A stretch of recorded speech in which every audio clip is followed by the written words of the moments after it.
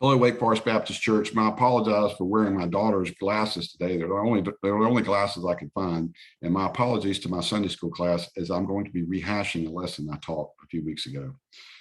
The lesson was about Zechariah, who I knew very little about before I taught the class. And in studying Zechariah, I found the word futility to be the buzzword when describing what he faced with those who escaped captivity in Babylon and returned to Judah.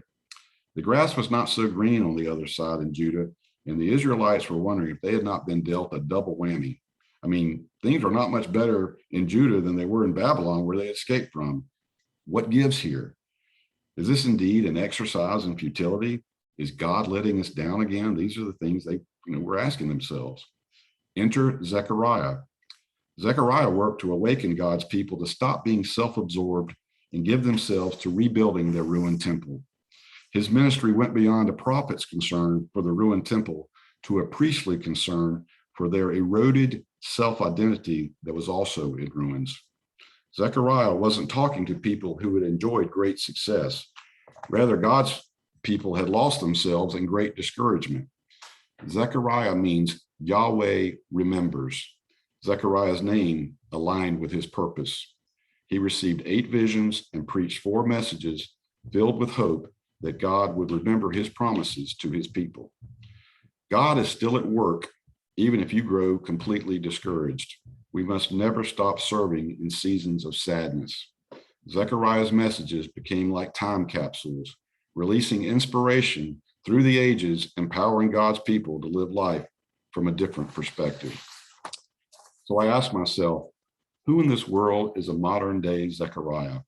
I typed in some keywords like futility on Google, and lo and behold, this is what I found. In 1988, Kansas State University was far and away the worst football program in college football. Since World War II, they had only had 4 winning football seasons in their history.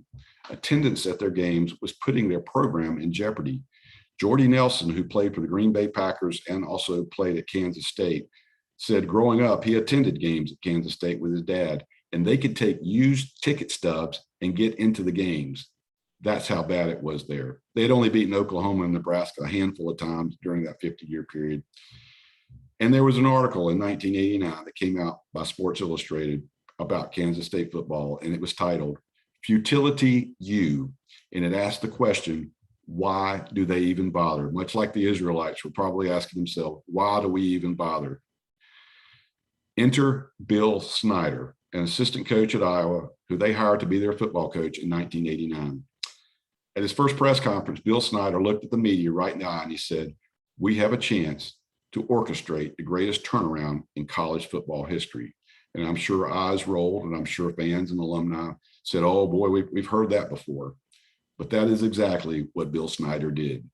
He did it by working tirelessly, almost to a fault, and he hired a staff that would be comprised of folks that would go on to be great coaches elsewhere. He also was a smart recruiter who knew how to find players that, even though they were overlooked by bigger programs, had an edge to them that with a little coaching could make them great football players.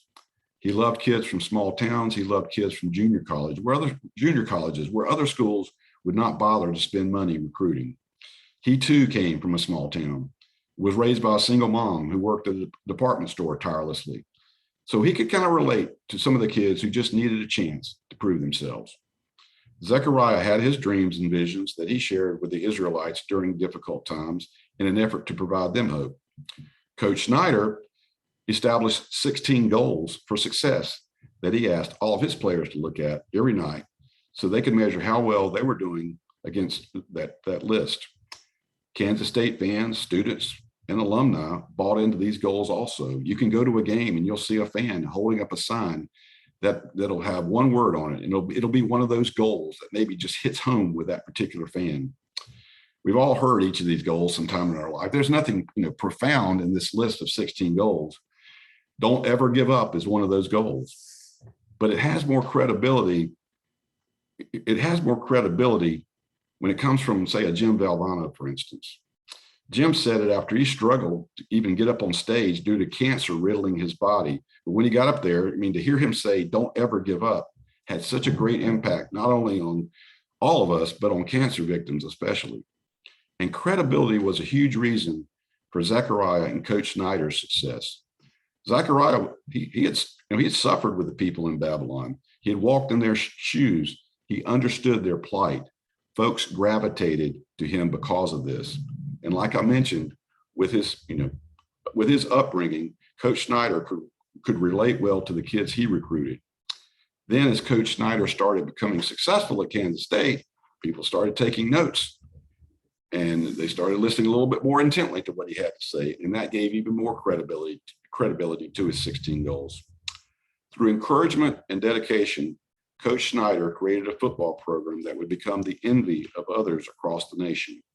He won 217 games in 27 seasons. That's an average of 8 wins a season, and was inducted into the College Football Hall of Fame in 2015. He won a conference championship and was one fumble away from playing for the national championship. Kansas State today is the 29th most valuable college football program in the country today, a far cry from 1988. But as we alluded to earlier, wins and losses, the monetary value of the program, et cetera, and of course the discouragements prior to Coach Snyder coming on board were not how Coach Snyder wanted to identify himself, nor to have Kansas State identify themselves. He simply said this: the two most important areas of your life are your faith and your family. That might help explain why when Kansas State wanted to name the football stadium Bill Snyder Stadium, he agreed to it, but only if they would name it Bill Snyder Family Stadium. And that is exactly what they did. If you need a little inspiration, I encourage you to watch Miracle in Manhattan on YouTube. Manhattan, Kansas is where Kansas State's located. Excuse one brief segment of bad language when you watch it, but I don't have enough time to tell you the amazing story of Bill Snyder and Kansas State in its entirety. The 55-minute video narrated by Mike Rowe does just that. I wrote Coach Snyder an email after I taught Sunday school a few weeks ago and told him that I used his story as an example of a modern day Zechariah. You can't imagine how flattered I was to go to my mailbox and find a handwritten note from Coach Snyder in my mailbox, thanking me for my note and wishing Wake Forest Baptist Church the best. Thanks for letting me share my devotion with you once again. So now let's go out and be Zechariahs to others out there that need to overcome the futility that they may be experiencing in their lives. Thank you.